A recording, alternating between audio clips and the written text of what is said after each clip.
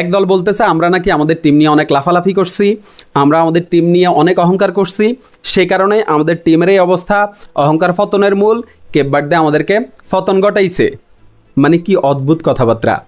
আরে ভাই, আমরা আমাদের টিম নিয়ে এই যে অহংকার দেখাইছি, লাফালাফি করছি, এটা এই টিমের প্রতি আমাদের কনফিডেন্স আছে বিদায় আমরা এই লাফালাফিটা করছি। আর আমাদের এই কনফিডেন্স কিন্তু এই টিমটাই আমাদেরকে দিছে। লাস্ট কয়েক বছরে এই টিম আমাদেরকে দুহাত ভরে দিছে এবং আমি আশাবাদী সামনেও দিবে। সো এই টিমের প্রতি কনফিডেন্স আছে বিদায় হচ্ছে আমরা এরকম লাফালাফি করতেছি, সামনেও করব। কিন্তু তোমরা কেন লাফালাফি করতেছ? তোমাদের ভিতরে তো এই কনফিডেন্সই নাই যে তোমাদের টিম বিশ্বকাপ জিততে পারে। এই কনফিডেন্সই তো তোমাদের ভিতরে নাই।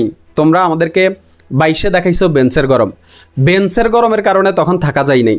26-এ বিশ্বকাপ শুরু হওয়ার আগ থেকে দেখাইতেছ এই যে কোচের গরম, কোচের গরমের কারণে ভাই টিকা যায় না।